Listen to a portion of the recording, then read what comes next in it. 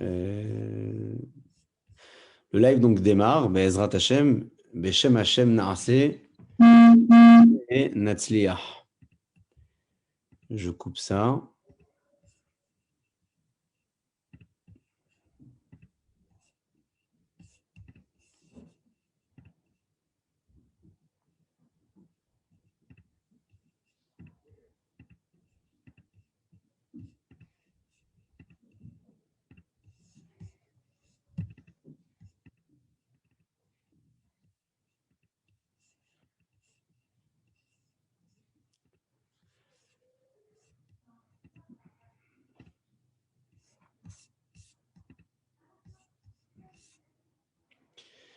On va démarrer de suite.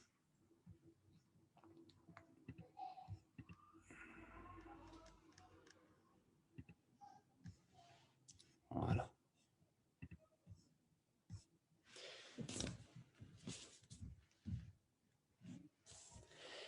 Erev Tov, Beshem Hashem Naaseh ve Natzliach. On poursuit ce soir, Be'ezrat Hashem, notre étude sur les halachot de Pessah. Donc, nous sommes à notre deuxième session sur 3. Au programme, comme convenu, nous allons parler, Be'ezrat Hashem, dans un premier temps, du choix des produits alimentaires, ménagers et cosmétiques pour Pessah. Les composants industriels Hametz feront partie du second volet de notre cours ce soir. Et enfin, dans un troisième temps, nous parlerons de la cachérisation d'une cuisine à l'approche de Pessah. Pour introduire notre shiur ce soir, je tenais avant tout à rappeler les classiques, rappeler ce qui peut paraître évident pour certains, un peu moins pour d'autres. Je parle des interdictions formelles que la Torah décrète sur la consommation ou le profit du Hametz. Commençons déjà par le premier point.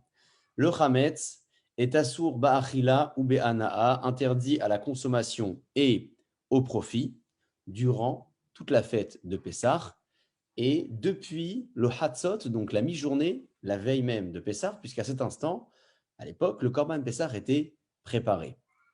Or, lorsque le Korban Pessah était préparé, il était interdit d'avoir du Hametz près de lui. Donc, depuis le Chatzot, veille de Pessah, le Hametz était interdit. Le consommateur qui consomme du Hametz depuis la veille de Pessah en après-midi enfreint la loi de la Torah, mais il n'est pas encore puni par la peine du karet, donc le retranchement. Cette peine capitale intervient uniquement à l'entrée de la fête le soir. Donc, le Hametz est interdit à la consommation et au profit. Il est puni en revanche par la sanction la plus forte qu'à l'entrée de la fête elle-même le soir de Pessah. Ça, c'est le premier point, la première interdiction qui concerne le Hametz.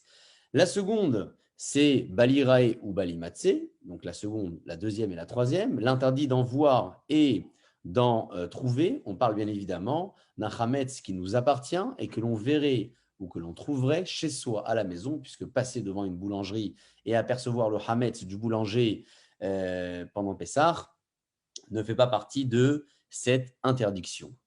Lorsque l'on parle de Hametz, lorsque l'on parle de l'interdiction de consommer, de profiter ou d'en disposer, on se pose immédiatement la question de quelle est la définition du Hametz. Qu'est-ce qui s'appelle Hametz? Il existe différentes catégories. La catégorie première et la plus évidente dans l'esprit de tous, c'est ce qu'on appelle le Hametz Gamour. Le vrai Hametz, on donne les exemples avant d'en donner les définitions. On parle par exemple d'un gâteau, de la bière, d'un whisky, de tous ces aliments ou boissons composés essentiellement avec du Hametz, qui est l'une des 5 céréales, à savoir le blé, l'orge, l'avoine, le seigle et l'épeautre, qui sont donc les 5 céréales que l'on a mélangées avec de l'eau, qui sont devenues ensuite de la farine ou qui ont gonflé pendant plus de 18 minutes et qui sont devenues ce que j'ai nommé tout à l'heure comme du Hametz Gamour. Le Hametz Gamour, c'est ce fameux Hametz dont il est question pour l'instant lorsque l'on parle de l'interdiction d'en posséder, l'interdiction d'en consommer et d'en profiter. Ces 3 éléments que j'ai cités tout à l'heure concernent pour le moment le Hametz Gamour, le vrai Hametz Gamour, c'est-à-dire entier, le plus absolu qui puisse exister. La deuxième catégorie de Hametz, c'est ce qu'on appelle le Hametz Pagoum. Le Hametz Pagoum, c'est quoi? C'est un Hametz qui était consommable à un instant T, et puis il s'est abîmé pour mille et une raisons. C'est un Hametz qui s'est abîmé et qui, à présent, n'est plus consommable ni par l'homme, ni par l'animal. Quel est le statut de ce Hametz-là? Alors, il porte quand même le nom de Hametz, mais au niveau halachique et interdiction, il a quelques petites variantes par rapport au Hametz Gamo. Ce fameux Hametz, dans notre deuxième catégorie, je le disais, est un Hametz abîmé qui sera évidemment interdit à la consommation pendant la fête de Pessah, interdit uniquement parce que on pourrait, d'une certaine manière, lui donner de la considération, même s'il est abîmé. Et donc, Chachamim l'ont défini comme un Hametz interdit. Il est abîmé, mais il est quand même interdit à la consommation. Est-ce que j'ai le droit de le détenir à Pessah? Oui, j'ai le droit de le détenir à Pessah sans aucun problème. C'est important de se rappeler de ce deuxième point, puisqu'on va en avoir besoin pour la suite lorsqu'on rentrera dans le vif du sujet des produits ménagers, des cosmétiques ou des différents aliments ou produits autres que produits d'entretien composés à base de Hametz. Donc, dans cette deuxième catégorie, j'ai parlé du Hametz chez Nifgam, d'un Hametz abîmé, que je n'ai pas le droit de consommer, bien évidemment, mais que j'ai le droit de détenir pendant Pessah. Il est un peu différent du Hametz Gamour. Le premier Hametz, je ne pouvais pas le détenir. Celui-ci, j'ai le droit de le détenir. Le troisième Hametz, c'est un Hametz qui est peu populaire, très peu, on en parle peu, mais qui a une place très intéressante dans la halacha. C'est ce qu'on appelle le Hametz Noukché. Hametz Noukché, c'est un Hametz qui n'a jamais été consommable par l'homme.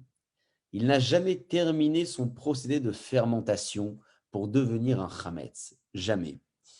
Il a, dès le départ, ce Hametz-là était bloqué dans son procédé de fermentation. On n'a pas eu besoin de le faire terminer ce procédé-là. Alors, ça se scénarise comment finalement dans la réalité? De quoi on parle très exactement? On peut parler d'une colle, de l'encre, bref, de différents produits qui pourraient être composés à base d'un Hametz qui n'a jamais été consommable par l'homme. Ce Hametz, c'est un Hametz aussi que je pourrais détenir pendant Pessah. Je pourrais également détenir pendant Pessah. On passe à présent à notre troisième, quatrième catégorie. On va vraiment essayer de garder en tête les catégories les unes les autres. La première, c'est le vrai Hametz. La deuxième, le Hametz abîmé. La troisième, le Hametz qui n'a jamais été consommable. La quatrième, et c'est là où ça commence à devenir intéressant, pour ceux qui n'en étaient pas convaincus, c'est le Hametz, le vrai qui s'est mélangé à autre chose. On n'a pas le vrai Hametz devant soi, on n'a pas du pain, on n'a pas du gâteau, on a un aliment, on a un produit dans lequel se trouve un petit peu de Hametz. Comment se nomme ce Hametz dans la halacha? Il se nomme le Tarovet Hametz, le mélange du Hametz. Est-ce qu'il est interdit à la consommation? Est-ce qu'il est interdit à la détention?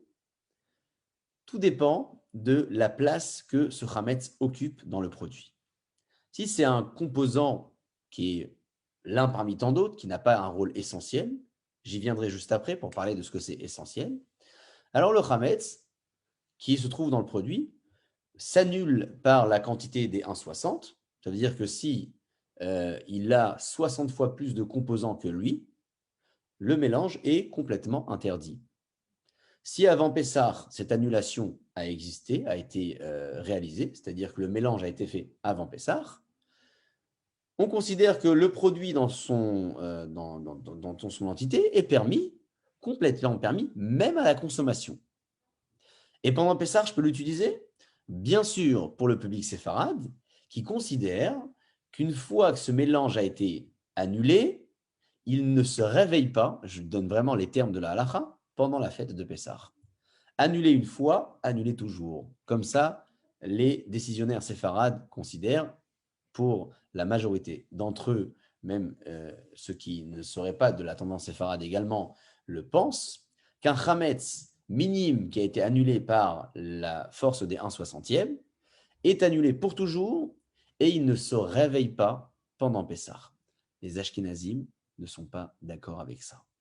Ils considèrent que s'il est annulé avant, c'est avant. Mais pendant Pessah, il se réveille et le mélange devient à nouveau interdit. C'est un chametz qui, finalement, est permis à la consommation et permis à la détention a fortiori. Et si jamais ce chametz mélangé dans mon produit est un chametz qui n'a pas la possibilité d'être annulé par les 1/60e. Pourquoi? Parce qu'il est trop important. Je n'ai pas le droit de le consommer et je n'ai pas le droit de le détenir également. C'est comme un chametz finalement. Il n'est pas annulé, il est dedans, donc je n'ai pas le droit de le détenir. Autre possibilité, autre hypothèse pour laquelle ce chametz ne pourrait pas être annulé par les 1/60, c'est parce qu'il occupe un rôle extrêmement important dans mon produit. De quoi puis-je parler? D'un colorant, par exemple. Je saute un petit peu vers le deuxième volet, mais on reviendra là-dessus. Ou encore d'un conservateur dont l'effet est visible. C'est-à-dire que j'ai, grâce à ce composant chametz, un produit qui est ferme, un produit qui a une tenue, un produit qui a une couleur. Alors, il est vrai que le petit chametz qui est dedans, vraiment minime dans la quantité, est minime, mais il a un rôle important. Et ce rôle lui empêche d'être annulé par la force des 1/60e.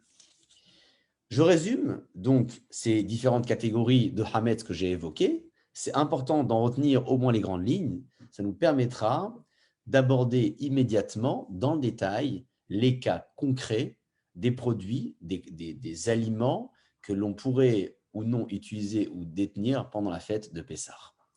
Le premier élément, Hametz Gamour, le vrai Hametz, des pâtes, des gâteaux, du pain, du whisky. Je n'ai pas le droit de le détenir, je n'ai pas le droit de le manger ni de le consommer, puni par la Torah avec la punition du karet pour un consommateur qui consommerait plus de 27 grammes depuis l'entrée de la fête de Pessah. L'après-midi, veille de fête, il y a au moins une punition de Malkout, c'était les 39 coups à l'époque. Bon, ça c'est la première catégorie. La deuxième catégorie, c'est ce même chametz, mais qui s'est abîmé. Depuis avant Pessah, il n'est plus consommable par le chien. Ce chametz, j'ai le droit de le détenir, je n'ai pas le droit de le consommer. Parce qu'en le consommant, je donnerai finalement une considération à ce chametz-là. C'est vrai qu'il n'est plus mangeable par personne, mais je le considère. Donc le manger assourd, sur le plan rabbinique, le détenir permis. Le troisième point, il ressemble un petit peu au deuxième. C'est un chametz qui n'a jamais été consommable par personne. Je peux aussi le détenir pendant Pessah. Le quatrième point, c'est un grand volet, c'est ce chametz qui est mélangé dans un produit. Ce n'est pas un chametz lui-même, mais c'est une partie du produit qui est chametz. Alors si elle est infime, moins de 1,60, et ce n'est pas un colorant ou un conservateur, ce n'est pas un élément important, elle s'annule avant Pessah et elle ne se réveille pas pendant la fête et je peux consommer et détenir ce mélange pendant Pessah. On a donc abordé, pour notre petite introduction, même si elle prend du temps, mais elle est importante, ce que l'on considère comme chametz ou non, ce que l'on peut détenir pendant Pessah ou non. L'ordre que j'ai choisi de vous proposer dans la liste des produits, aliments ou autres que l'on va détailler à partir de là, a été établi en fonction de la fréquence des questions, c'est-à-dire que les personnes se posent beaucoup plus de questions sur ces produits-là plutôt que sur d'autres. Il n'y a pas spécialement cet ordre dans la halakha, hein. Peut-être que vous entendrez d'autres ordres. Le principe ici, c'est simplement de faire usage des éléments que j'ai évoqués pour traduire cela dans la réalité à travers les cas que je vais exposer immédiatement. Premier cas, et on entre dans le vif du sujet. Les médicaments pendant Pessah. Vous le savez, il existe une liste de médicaments qui est brillamment préparée chaque année par le Consistoire de Paris et d'autres rabbinats également. C'est une liste qui définit clairement les médicaments permis ou les médicaments interdits. Avant d'expliquer ce qui peut être interdit dans un médicament, je précise d'entrée qu'une personne qui ne trouve pas un médicament qui lui correspond dans cette liste et ce médicament est nécessaire et vital pour lui, un médicament qu'il doit prendre, un anti-rejet ou autre, bref, un médicament important, il le prendra selon l'ensemble des avis confondus, des plus exigeants aux moins exigeants, bien évidemment. Donc ça, c'est pour donner une première indication avant d'entrer dans le sujet des médicaments. Les médicaments pourraient être composés à base de Hametz ou non. Nous ne sommes pas tous chimistes. Pour connaître le contenu des médicaments, les molécules et les différents éléments qui composent un médicament, on se réfère donc à une liste, la liste d'un rabbinat qui a travaillé avec des personnes compétentes pour en connaître les grandes lignes sur le plan halachique. Qu'est-ce qui pourrait être hametz dans un médicament? Un médicament a différentes formes, différentes consistances. Alors, je parle d'un cachet, je peux parler d'une gélule, on peut parler plus tard d'un sirop, ça peut être sous une forme solide ou liquide. Il peut se trouver dans certains médicaments des composants fabriqués à base d'amidon de blé. Je dis bien, il se peut. Aujourd'hui, il y a beaucoup de choses qui sont faites chimiquement, beaucoup plus de choses qui sont faites chimiquement et beaucoup moins avec des ingrédients d'origine végétale. On a donc quand même un risque que le médicament puisse être composé avec un élément Hametz. Ça peut être dans l'un de ses composants, ça peut être dans ce qui lui donne une certaine fermeté et tenue, ça peut être dans ce qui lui donne cet enrobage, vous savez, qui forme le cachet. Tout cela peut être composé à base de Hametz. Mais a priori, on pourrait très bien se dire, ce médicament, ce n'est pas un aliment qui est consommable par l'animal, alors qu'il soit composé de Hametz ou non, je peux très bien le consommer, si besoin est, bien sûr, pendant la fête. Pourquoi avoir besoin d'une liste de médicaments pendant Pessah? Mes chers amis, la réponse est la suivante. Lorsque je consomme un médicament, je donne de l'importance à ce médicament. Selon les avis exigeants, il y a divergence. Selon les avis exigeants, en consommant ce médicament, je donne de la considération à ce médicament puisque j'en ai besoin pour le traitement que je suis. Puisque je donne de la considération au médicament, je vais faire ce qu'on appelle dans le jargon halachique, archiver, lui donner de la chashivut, de l'importance. S'il s'avérait que dans mon médicament, il y avait un petit élément chametz, même s'il n'est pas consommable par le chien, en lui donnant, moi, l'homme, de la considération, je ne peux plus le consommer, au moins d'un point de vue rabbinique.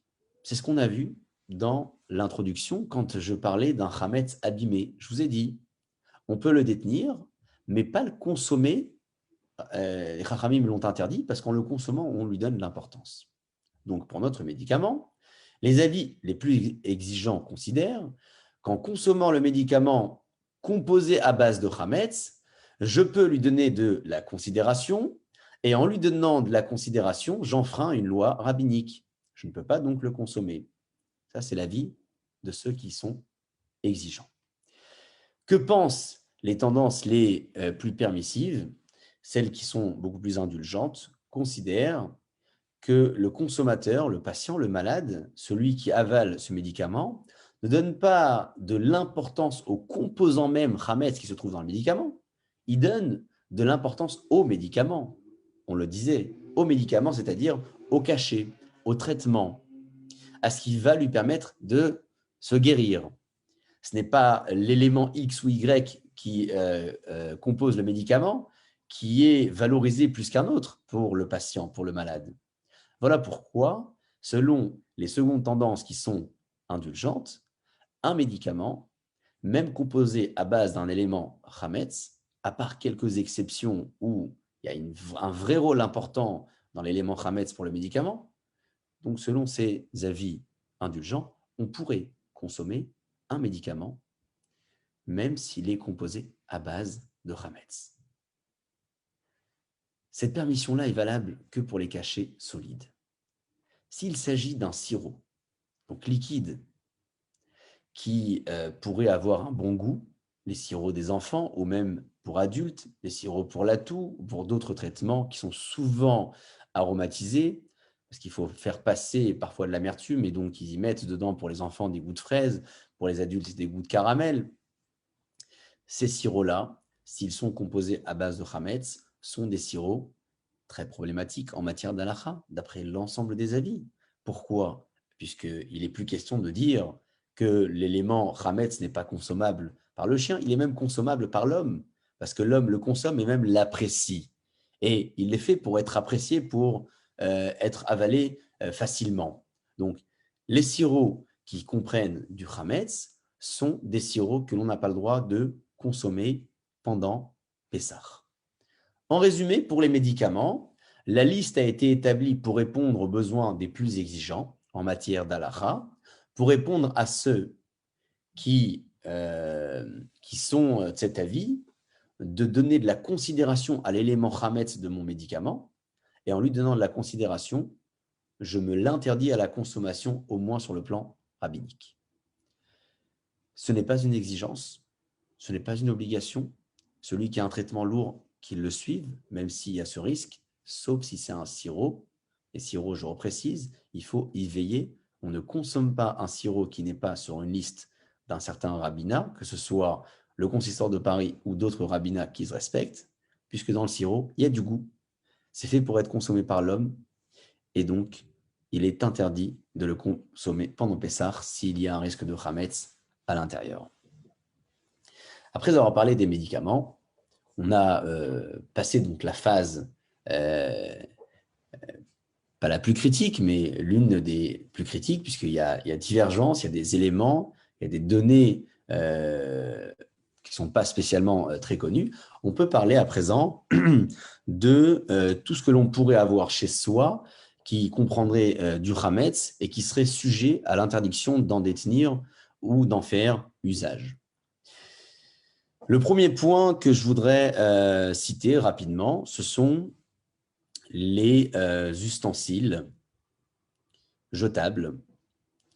En plastique, il n'y a pas de souci d'en détenir, d'en faire usage pendant Pessah. S'il s'agit en revanche des assiettes en carton ou des verres en carton ou d'un sopalin, donc un essuie-tout, il y a matière à être exigeant. Lorsque je vous dis il y a matière à être exigeant, je ne suis pas en train de vous dire que c'est une exigence halachique. Je suis simplement en train de donner de la place et de la considération à ceux qui s'en restreignent pendant Pessah. Parfois, on entend, on voit, on lit des exigences pendant Pessah que l'on ne comprend pas. Et on se dit, mais c'est fou finalement, ce qui peut passer dans l'esprit de certains. Et j'entends la critique.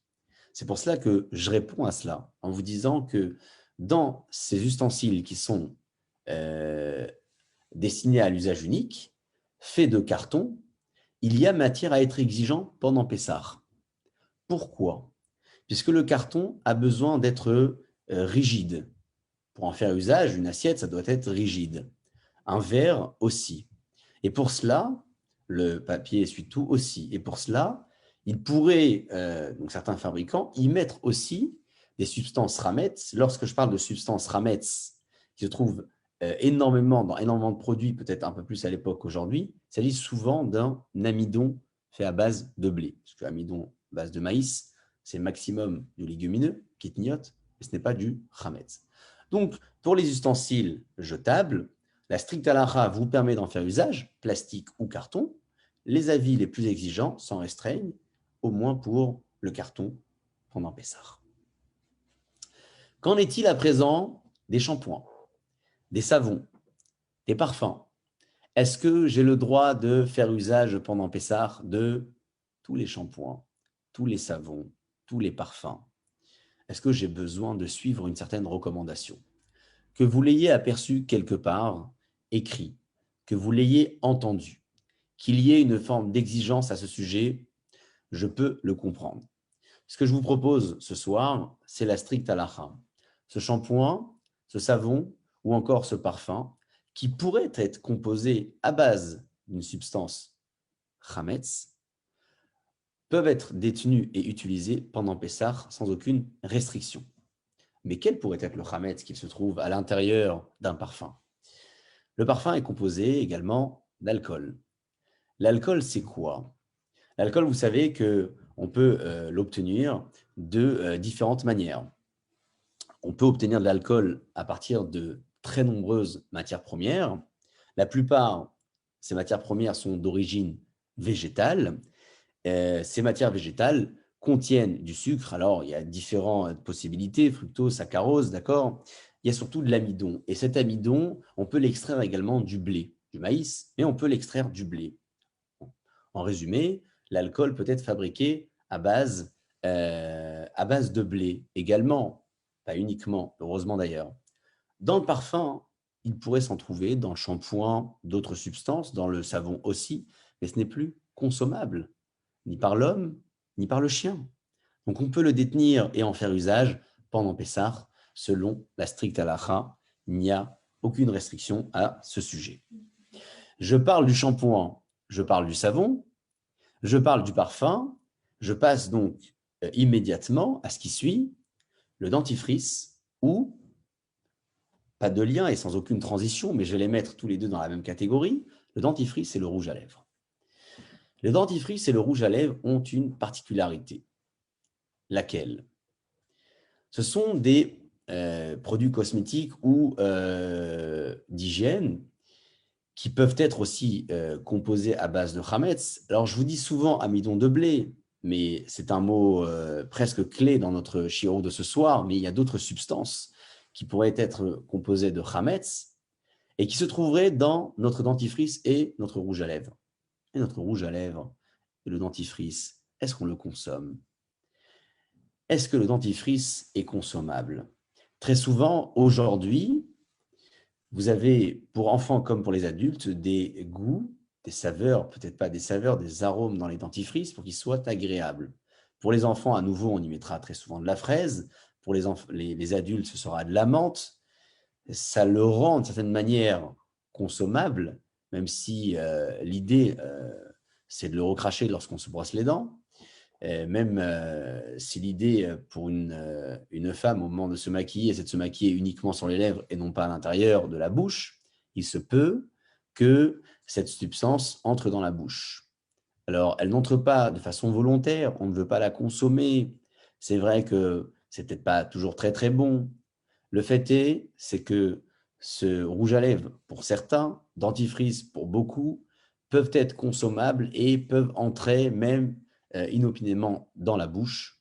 Voilà pourquoi, lorsque ces deux produits ont un goût, je dis bien lorsque ces deux produits ont un goût, on y veille pendant Pessah à ne pas en faire usage sans qu'il y ait eu une vérification préalable de l'absence de chametz. S'il s'agit d'un dentifrice sans aucun goût, pas de souci, on peut prendre n'importe lequel. Avec un goût, on fait attention. D'ailleurs, au passage, et j'ouvre une petite parenthèse, beaucoup y veillent tout au long de l'année, s'il y a un goût, de vérifier que le goût qui se trouve à l'intérieur n'est pas problématique en matière de cache-route, en dehors de la fête de Pessah, bien entendu.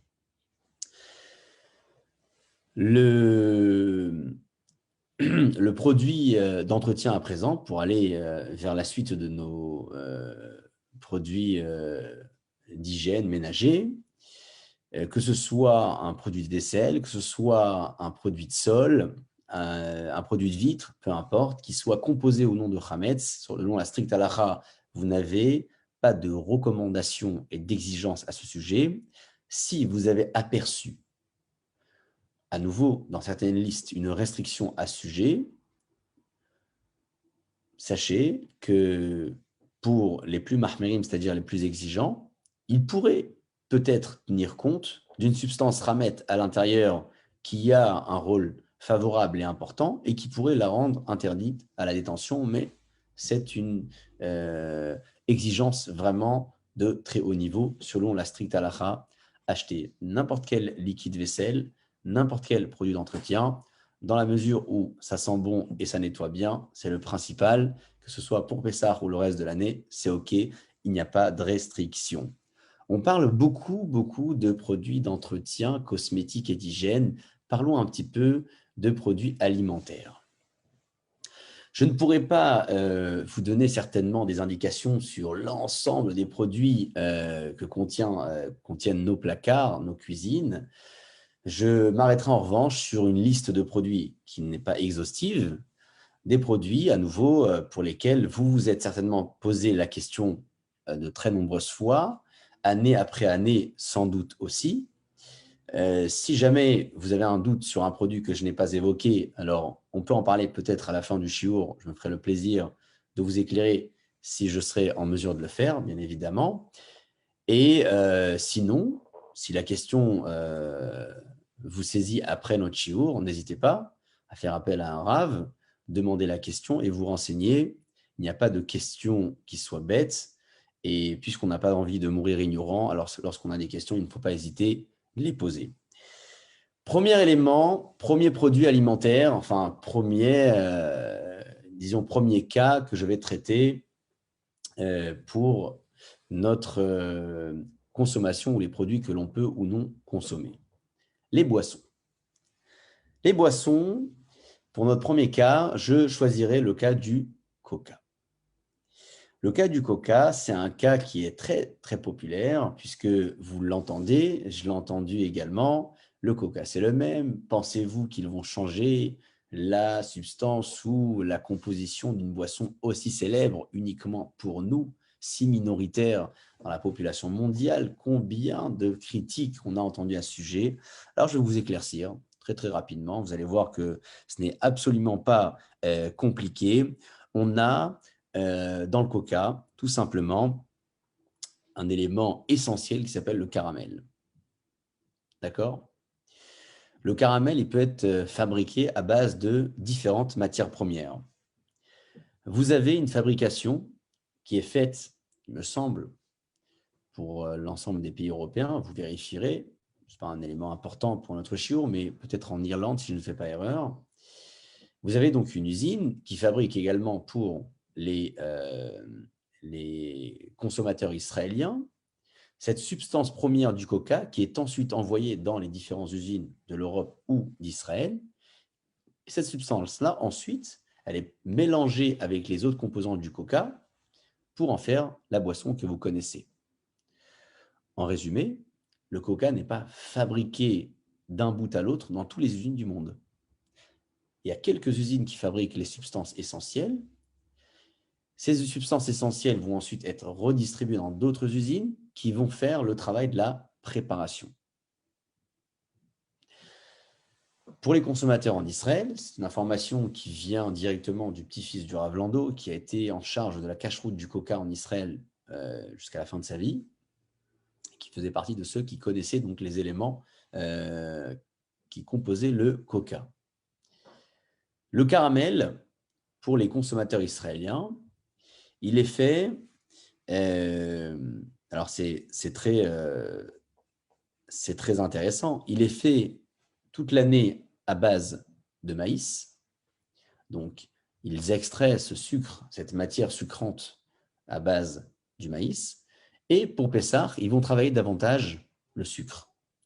Pourquoi? Puisque vous avez quand même un risque de kitniot, les légumineux, dans la matière première qui est le maïs. Pour répondre à un grand besoin des consommateurs, ils font donc usage d'un sucre pour fabriquer le caramel que contient le Coca-Cola.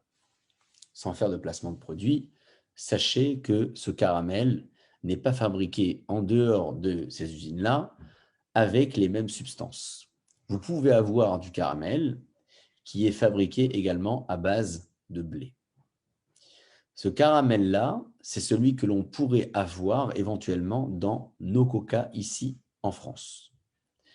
C'est cette substance ramet essentielle à la boisson coca qui pourrait se trouver dans le mélange et qui rendrait notre boisson interdite à la consommation pendant les fêtes. Alors, qu'est-ce qui va se passer? On va acheter un coca qui est tamponné avec un tampon qui se respecte.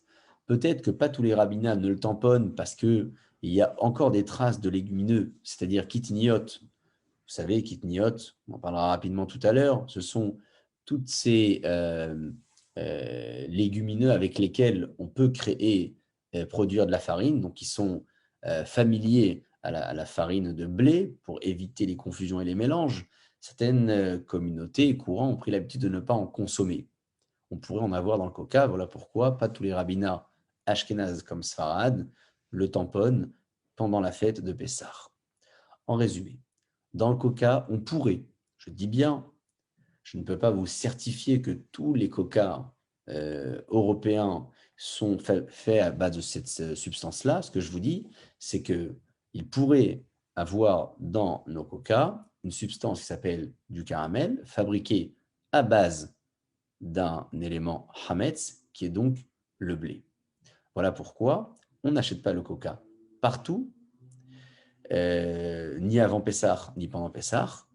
Pour les plus gros consommateurs et drogués de coca, vous avez aussi une variété tamponnée avec un tampon de Pessah. Il coûte plus cher, certes. Est-ce que ça a demandé un travail plus important avec un débit moins important? Possible aussi. Je ne suis pas commercial, donc un rabbinat. J'essaie simplement de comprendre. Et pour la fête de Pessah, on le sait ô combien. Les efforts sont nombreux, mais plus nos efforts sont nombreux, plus notre consommation respectera les règles de la halakha. Et Akadosh Baruch Hu le sait, que toute personne qui respecte et se conforme à la tradition à la halakha est bien évidemment méritante. Le coca est une boisson, je disais, à base d'un élément qui pourrait être hametz. C'est le cas également de certaines autres boissons sucrantes. Je parle d'un jus de fruits ou encore une autre boisson gazeuse. Quand je dis boisson gazeuse, je ne parle pas d'une eau gazeuse, je parle d'une boisson sucrée et gazeuse qui pourrait contenir du hametz. Dans les jus de fruits, même si vous avez écrit 100% naturel jus de fruits sur votre jus de fruits, sélectionnez les produits en fonction d'un rabbinat, en fonction d'une liste. On peut avoir des matières sucrantes à l'intérieur que l'on ne connaît pas, qui sont peut-être célèbres, populaires, on les voit très souvent, on se dit mais toute l'année c'est ok, on les boit là aussi. Eh bien non, dans le sucre, dans le caramel je l'ai dit, dans le sucre, on pourrait également avoir des matières premières venant du blé ou d'une céréale. Voilà pourquoi on ne boit pas de jus de fruits, ni de coca, ni de soda, boissons gazeuses de tout genre, sans qu'ils soient tamponnés et certifiés par un rabbinat pour une production spéciale Pessah. Un rabbinat qui se respecte, bien évidemment, sans donner d'indication. Vous avez un doute, vous posez la question à un Rav, il sera le plaisir, avec toute sa franchise, de vous dire c'est un bon rabbinat ou ça ne vaut pas le coup. Il n'est pas question de parler de lashon hara ou non. On ne parle pas de diffuser sur les réseaux sociaux une problématique de ce type, parce que là, ça pourrait être de la délation et ce n'est pas le but. On parle d'un consommateur qui veut s'adresser à son Rav et connaître la vérité halachique. Le Rav est en mesure de lui dire écoute, je pense que tu devrais te diriger vers un autre produit pour se conformer à l'exigence halachique de la fête ou de la cacheroute en général. Le sel, le thé, le café, le sucre, la plupart sont permis sans aucune restriction. Regardez tout de même la liste du consistoire qui vous donnera des indications, mais il n'y a pas spécialement de grands problèmes dans nos produits aujourd'hui. On regarde toujours par précaution parce qu'il y a des chaînes de production que l'on ne connaît pas, d'autres produits qui sont fabriqués en même temps. Ce n'est pas en tout cas le sujet sur lequel on va se pencher très longtemps puisqu'il n'y a pas d'autres grands risques. Mais veillez tout de même à regarder la liste du rabbinat pour en connaître les indications. Pour nos autres produits qui sont aussi composés, constitués avec des éléments hametz.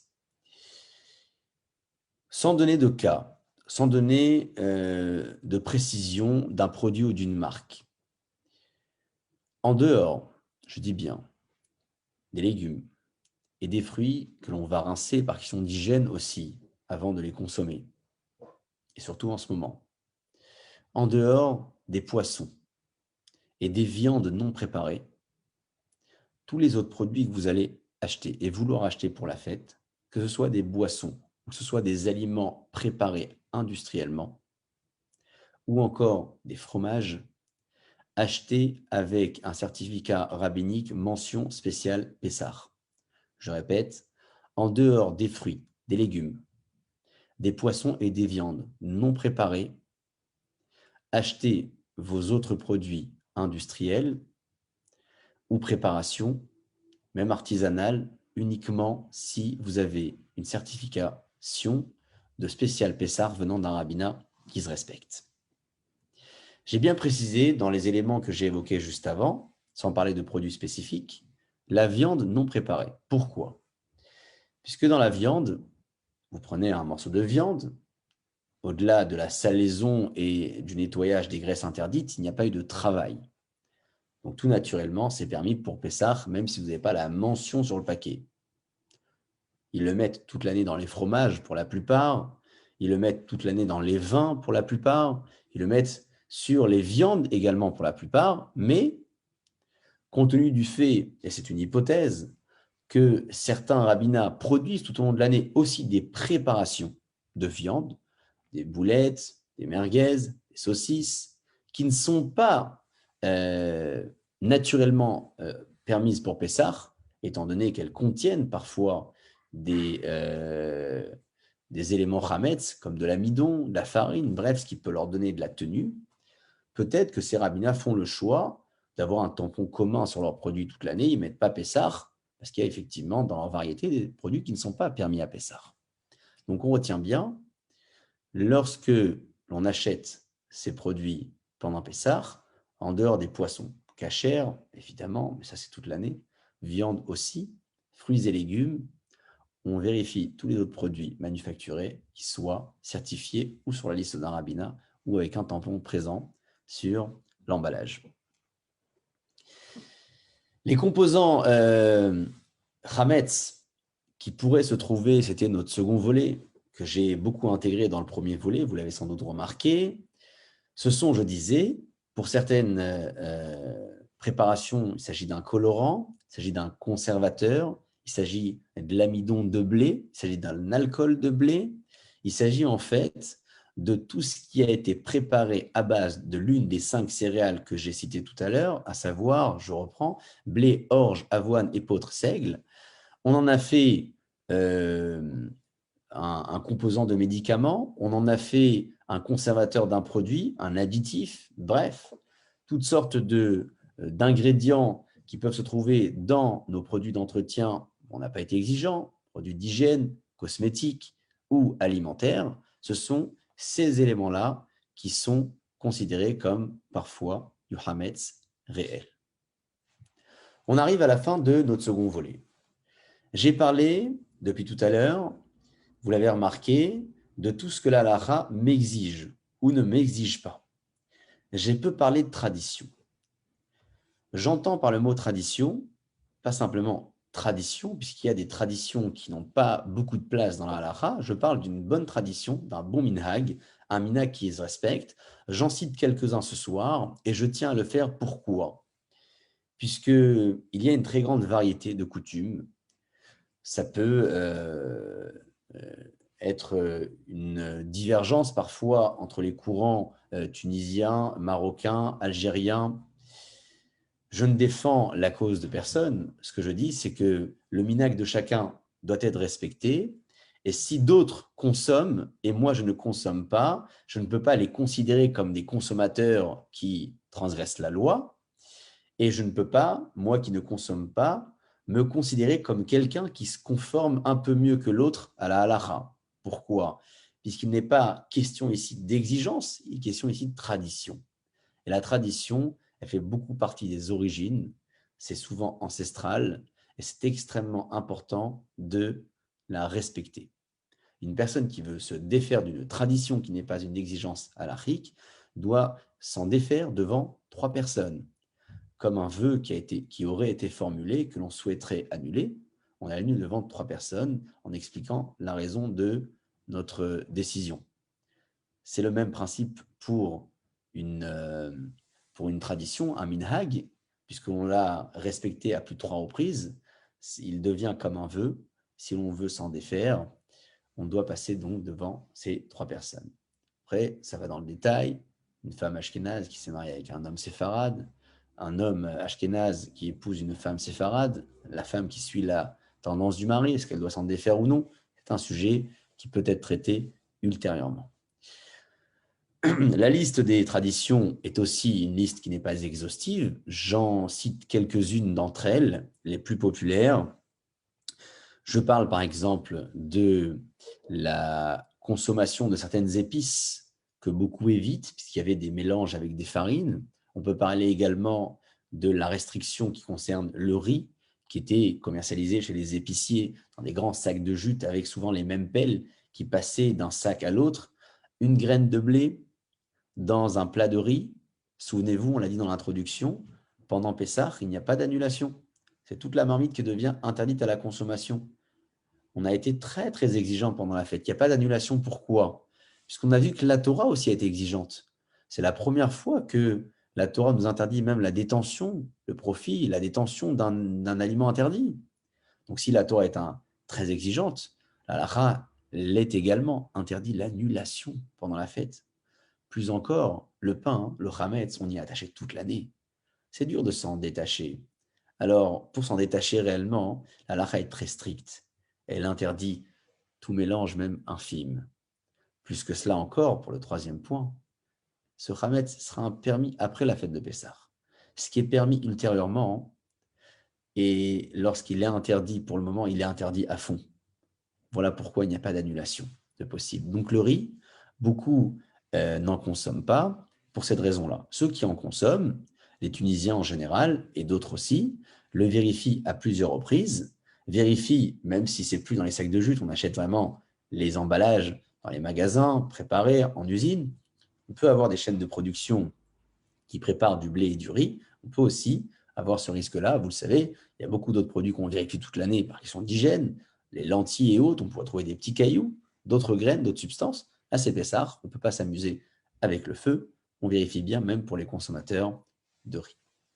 Le poulet qui consomme aussi le blé fait partie des traditions de certains. Ce n'est pas une exigence, c'est une habitude. On la respecte. Beaucoup aussi ne consomment pas le pois chiche, mais là, ça relève de quelque chose de beaucoup plus haut, puisque le pois chiche, vous savez, porte le nom de hummus, on le connaît bien. Le hummus, c'est hums, c'est aussi hametz. Ça relève aussi d'une tradition, d'un minhag qui se respecte, à tel point que les plus exigeants, alors c'est peut-être pas les plus fans, mais ne consomment pas de lait, de fromage. L'animal aurait aussi consommé ces substances. Je vous parle vraiment de tradition, de certains niveaux. Et lorsque l'on voit ces consommateurs qui les respectent, on peut à présent, après avoir entendu ce soir cette liste-là, comprendre ces personnes et donner de la considération à ce qu'ils font. Les boîtes de conserve ne sont pas sur les tables des plus exigeants. Les courants chassidiques sont extrêmement vigilants. Les ashkénazim, pour beaucoup d'entre eux aussi, il y a des substances que l'on ne connaît pas spécialement. On y veille, on fait attention. Et enfin, je donne le dernier élément dans cette liste, qui est donc la matière première qui tignote, donc les légumineux, j'en ai parlé tout à l'heure. Ce sont ces aliments avec lesquels on pourrait produire de la farine. Ça peut être le cas du maïs, de la maïzena, on en fait donc de la farine avec du maïs. Ça peut être les fèves et d'autres légumes, légumineux, qui pourraient se transformer en farine et que l'on pourrait confondre avec de la farine. Voilà pourquoi on ne peut pas les consommer pour certains minhagim pendant la fête de Pessah. Si tout s'est passé correctement jusqu'à là, j'ai pu aborder depuis le départ les définitions du hametz dans la halakha et leur présence dans nos produits d'entretien ménager, cosmétiques et alimentaires.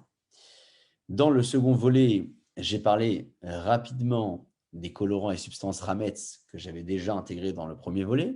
Et j'ai également cité une liste non exhaustive des minhagim, traditions courantes pendant la fête de Pessah. Pour le troisième élément, je voudrais bien m'arrêter à présent sur la cachérisation d'une cuisine. Je vais rappeler peut-être des sujets, des notions que vous connaissez. Je ne vais pas m'attarder.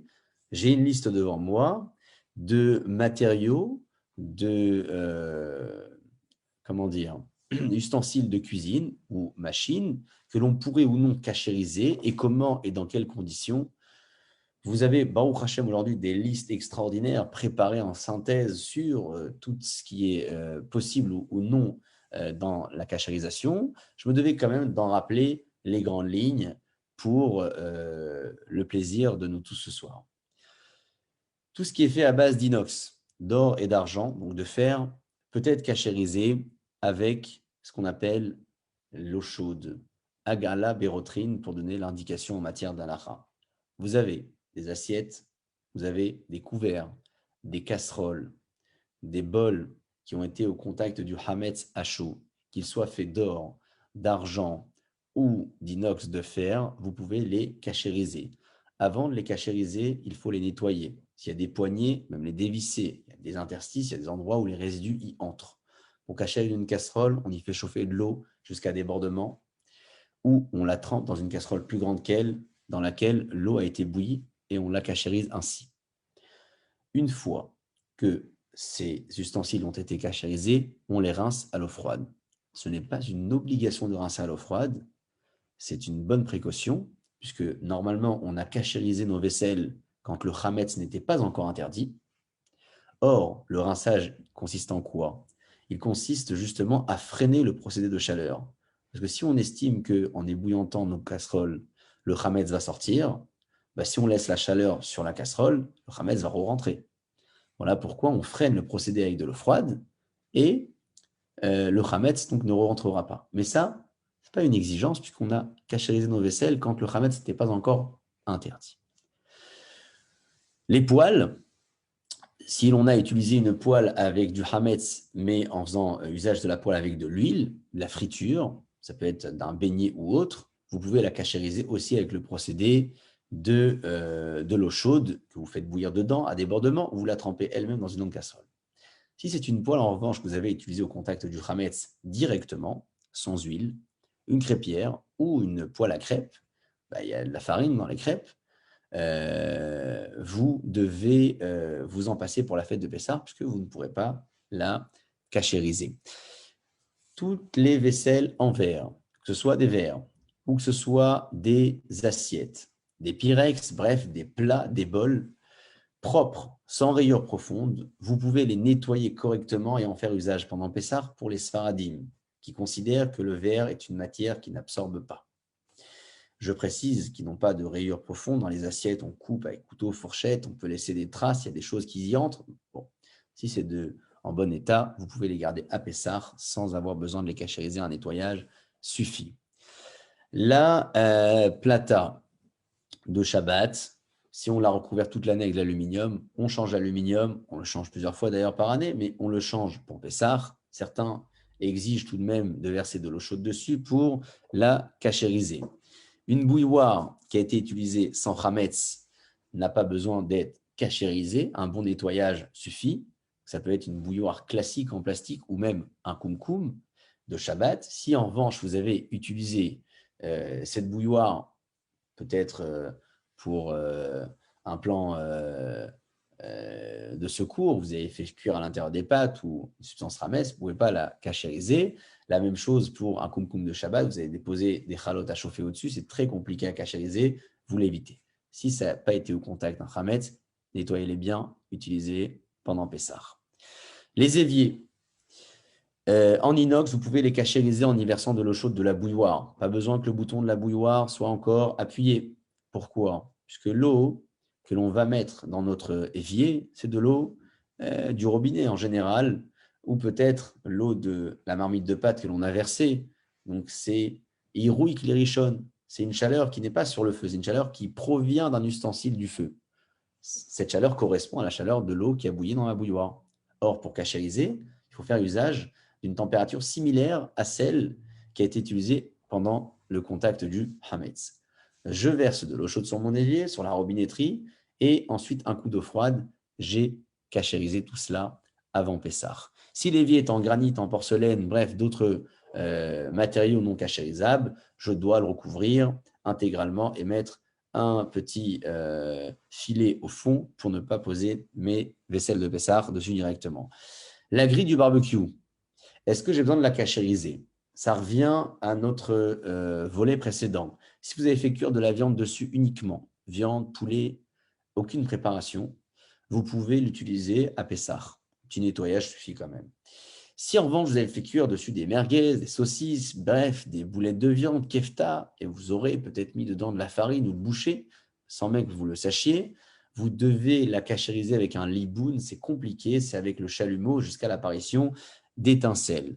C'est le même principe qui est exigé pour les plaques et les grilles du four, puisqu'on peut mettre du pain dessus et les mettre dans la pyrolyse du four, ça ne suffit pas. Donc, au chalumeau, vous risquez de les abîmer. Changez-les à l'approche de Pessah. Une plaque de cuisson, plaque électrique de l'ancienne génération, plaque nouvelle génération, vitrocéramique, induction pour le public séfarade. On nettoie bien les espaces entre les foyers. Certains recouvrent, un nettoyage suffit. On chauffe 10 à 15 minutes les foyers, on les laisse comme cela. Tout cela après avoir bien nettoyé la surface, bien évidemment, je le précise tout de même. Et mon espace de cuisson est cachérisé pour Pessah.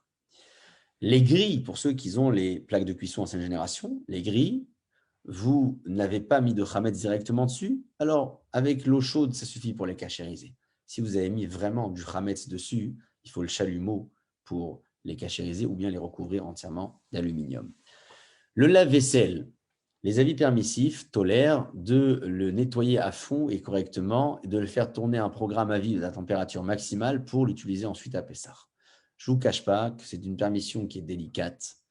Je vous l'ai dit parce que vous l'avez certainement déjà entendu. Délicate, pourquoi? Parce que les paniers sont souvent en plastique et pas en fer, et pour cachériser cette matière, ce n'est pas terrible. À part cela, il y a beaucoup d'espaces et de coins et recoins, à part les filtres où on pourrait avoir des substances rametz. La solution, vous l'avez, c'est de s'en passer pour les fêtes, surtout quand il y a 3 jours de fête. Vous ne pourrez certainement pas mettre les vaisselles de 3 jours dans un seul lave-vaisselle. Donc, il y a un moment où vous devez faire usage, où nous devrons faire usage de nos mains pour laver nos vaisselles. Donc, mieux vaut s'en passer, mieux vaut éviter le lave-vaisselle pendant la fête de Pessah. Le micro-ondes, un bon nettoyage sur toute la surface pour commencer. Ensuite, on y met un verre avec de l'eau et un produit de vaisselle. On laisse chauffer jusqu'à évaporation. On contrôle bien, il ne faut pas que le verre explose quand même, il faut faire attention. Et après que le contenu s'est évaporé, on refait passer une petite lingette sur les surfaces, question d'hygiène, pour nettoyer tout ce qui s'est déposé, et votre micro-ondes est cachère pour Pessah. Le plan de travail, quelle que soit sa composition, le matériau qu'il compose, que ce soit du bois, du carrelage, du marbre ou du verre. Alors le verre, vous n'avez même pas besoin de le cachériser, mais que ce soit, donc je disais, granit, marbre, carrelage, bois, bref, tout ce qui peut se trouver dans un plan de travail, vous pouvez vous contenter de les cachériser avec de l'eau chaude en y versant dessus.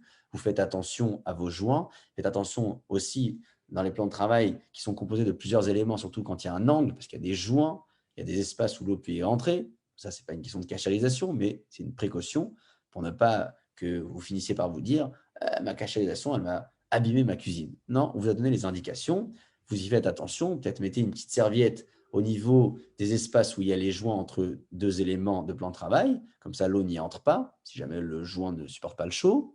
Et vous cachérisez donc toute la surface, vous faites attention, vous mettez aussi des serviettes ou par terre ou proche des bords du plan de travail pour ne pas que l'eau que vous y versez dessus aille dans toute votre cuisine et que vous ayez une piscine à température de 100 degrés. Ce n'est pas spécialement agréable. Votre plan de travail sera donc cachérisé. La haute de cuisine, pas nécessaire de la cachériser, elle absorbe beaucoup de vapeur, bien sûr. On sort quand même les filtres, on les nettoie avant Pessah. La porcelaine, que ce soit un ustensile qui contient de la bouffe, donc de la nourriture solide ou liquide, si on l'a utilisé à froid, un bon nettoyage suffit, pas besoin de cachériser. Si on l'a utilisé à chaud avec du chametz, on ne pourra pas le cachériser. Si on a mis dedans du chametz sur la longue durée, une bière par exemple, dans un ustensile en porcelaine longtemps, pour cachériser, on devra faire ce qu'on appelle le hirouille, c'est-à-dire mettre de l'eau dans ce récipient pendant 24 heures, une fois, on le vide, une deuxième fois, on le vide, une troisième fois, on le vide.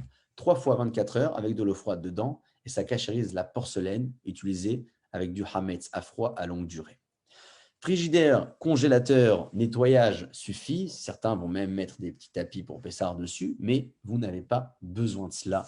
Il suffit d'un bon nettoyage et d'un bon tri pour retirer tout ce qui pourrait être à mettre et mettre de côté dans un emballage fermé avec une étiquette dans le congélateur ou le frigidaire ce que vous souhaiteriez éventuellement vendre aux non-juifs, ce que vous ferez également sur vos portes de placard de cuisine ou d'ailleurs dans la maison que vous souhaiteriez aussi vendre aux non-juifs, de telle sorte à les condamner et à ne pas être amené à les ouvrir pendant la fête de Pessah.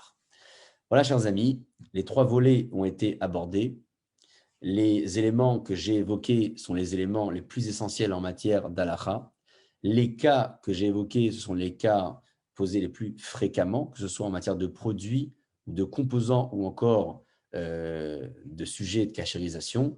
Je suis prêt à présent à vous laisser la parole pour ceux qui voudraient éventuellement rallumer leur micro et poser quelques questions. C'est à vous. Bonsoir. Bonsoir. Moi, j'aimerais bien savoir pourquoi c'est si important de ne pas en posséder. Qu'on fasse attention quand on nettoie pour pas en mettre dans la bouche. Ok, mais par exemple dans les joints, pourquoi c'est important de pas en avoir dans la cuisine, dans des endroits où on est sûr de pas les mettre dans la bouche?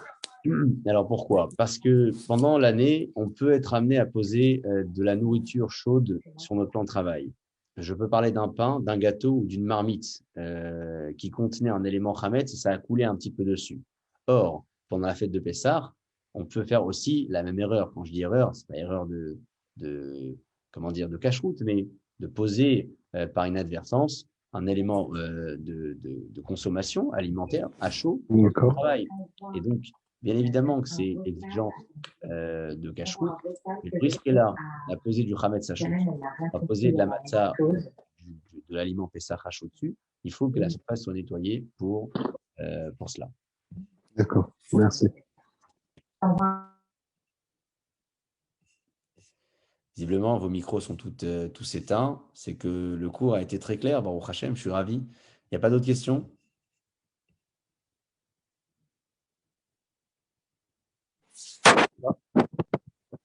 J'ai une petite question, moi, s'il vous plaît. Oui, je vous écoute.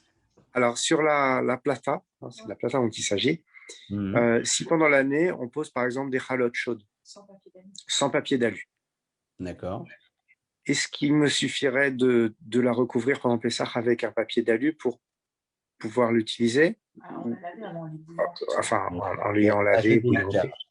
C'est assez délicat. Ce que je vous conseille de faire, c'est de verser de l'eau chaude avec précaution. Attention, hein, parce qu'il y a quand même une résistance à l'intérieur. Électrique, bah oui. Ouais, donc il faut veiller. En général, quand on conseille de faire ça, on met toujours des serviettes autour de la surface sur laquelle on va verser. Comme ça, on est sûr que l'eau ne va pas aller ailleurs que sur la surface. Et on y va doucement, mais vraiment légèrement sur la surface. Vous la laissez chauffer et vous la recouvrez d'aluminium pour Pessah et elle est OK. Ça vous demandera pas beaucoup de technique, un petit peu de patience, 5 à 10 minutes, et l'affaire sera réglée. D'accord, merci. Merci. Plaisir, une autre question peut-être?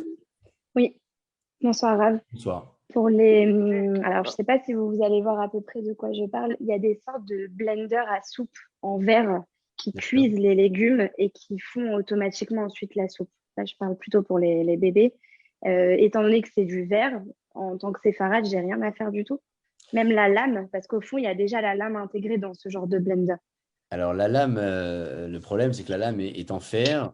Or, même si le bol est en verre et pour les sfaradim, comme vous l'avez si bien rappelé, il n'y a pas de cachérisation nécessaire. Pour la lame, si vous avez mis dans vos légumes des substances hametz, la lame a été au contact du hametz, donc il faut la cachériser. Est-ce qu'elle se retire? Oui, difficilement, mais je pense que oui. D'accord. Et à part le bol et la lame, la nourriture n'est pas en contact avec rien d'autre dans la machine? Non, j'utilise que pour des légumes. D'accord. Pour le bébé. Ce qui m'éviterait d'acheter un autre, un pied, quoi. Je voulais éviter d'acheter un pied. Oui, bien sûr, j'ai bien compris. Et le couvercle, il est fait de quelle matière? Alors oui, ça va, ouais. Vous m'avez fait penser en parlant de ça, je pense que c'est du plastique. Ouais. Si vous avez peut-être la possibilité de vous procurer un autre couvercle, parce que cachériser le plastique, c'est un peu délicat. Alors là, vous avez des vapeurs qui s'élèvent et qui vont sur la surface du couvercle. Mais au moins pour le bol déjà et pour la lame, vous êtes tranquille. D'ailleurs, ce que vous dites, ça me fait penser pardon, aussi à d'autres électroménagers où on pourra en faire usage pendant Pessah avec une petite cachérisation. Ça peut être un batteur ou un mixeur. Alors, le mixeur, je ne vous cache pas que c'est compliqué parce qu'il est fait de plastique très souvent. Donc, retirer que la lame et la cachériser ne suffirait pas. S'il est fait entièrement de fer, vous pouvez cachériser toute la surface du bas avec de l'eau chaude. S'il s'agit d'un batteur, là aussi, généralement, tout est fait de fer.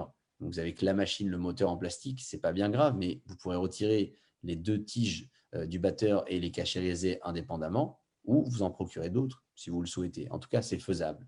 Et pour votre cas, peut-être le couvercle où il y aura un petit souci s'il n'est pas fait d'une matière fer ou verre.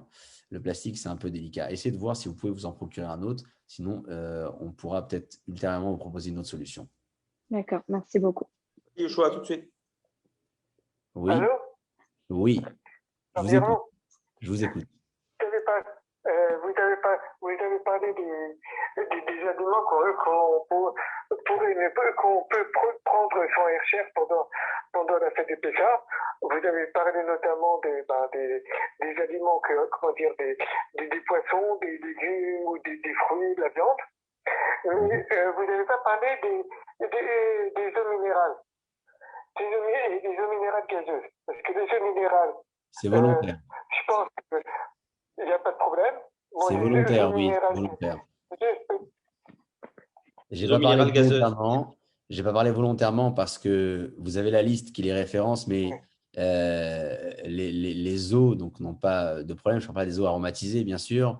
Les eaux gazeuses, pour certaines d'entre elles qui sont vraiment naturelles, ne posent pas de problème. J'en donne deux exemples connus. Le Perrier, vous pouvez y aller s'il n'est pas aromatisé.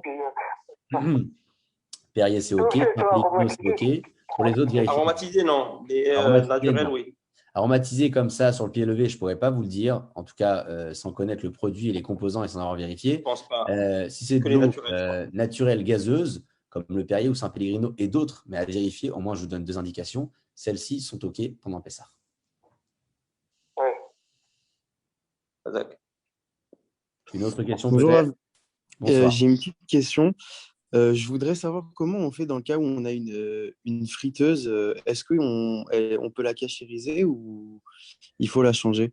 Alors la friteuse, excellente question. En réalité, ce qu'on met dans une friteuse finalement, ce sont la plupart du temps des frites ou peut-être d'autres légumes à frire. On ne voit pas où se trouve le chametz dans les éléments, dans les aliments que l'on mettrait à frire dans une friteuse. En vérifiant de plus près, on pourrait éventuellement se poser la question sur les composants ou les conservateurs qui se trouvent dans nos frites pré-cuites et achetées.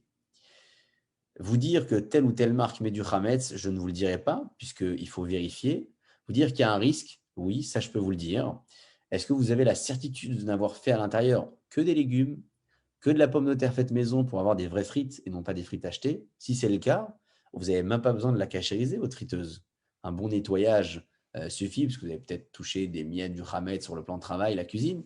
Mais si ce n'est pas le cas et que ça a été au contact d'un aliment préparé où il y avait du chametz, ça peut être une boulette de viande, ça peut être une merguez, ça peut être une pomme de terre pré-cuite achetée, on ne sait pas qu'est-ce qu'il y avait dedans.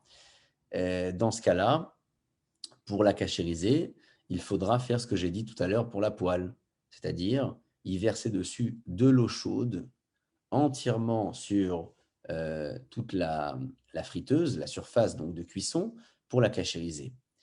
Ce point-là, par contre, ne peut pas être valable pour les friteuses que vous avez aujourd'hui sur le marché qui vous préparent les frites sans huile ou pratiquement avec un tout petit peu d'huile. Parce que là, ça voudrait dire que si vous avez mis vraiment du chametz directement sur la poêle, comme je l'ai dit tout à l'heure, sans huile, il n'y a pas de cachérisation possible. Donc, pour répondre à cette question, il faut savoir qu'est-ce qu'on a fait cuire dedans. Si on a fait cuire dans de l'huile, bien, alors on peut cachériser avec l'eau chaude. Si on a fait cuire pratiquement sans huile, et c'était du chametz, incachérisable. Merci beaucoup. Et hatzlacha.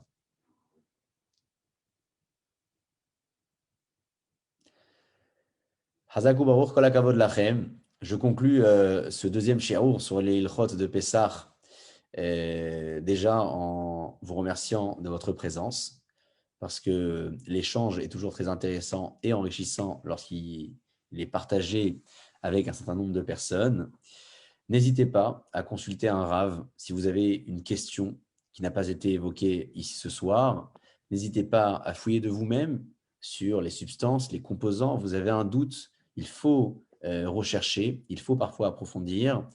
Et c'est uniquement à travers ce travail que l'on peut arriver à de bonnes conclusions et se conformer à la halacha, que ce soit pour les halachot de Pessah ou pour les halachot de Kashrut ou pour la halacha en règle générale. Chazaku Baruch Kol HaKavod Lachem. On se retrouve Bezrat Hashem la semaine prochaine pour notre troisième volet de Ilchot Pessah.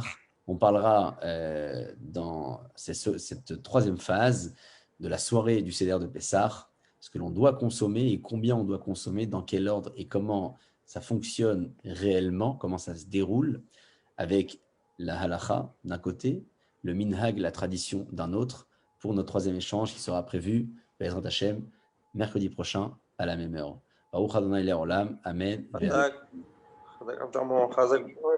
Et merci, Shabbat Shalom. Si on se voit pas. Hazak u'baruch, kol hakavod lachem, hazak u'baruch. Toda rabba, chazak u'baruch.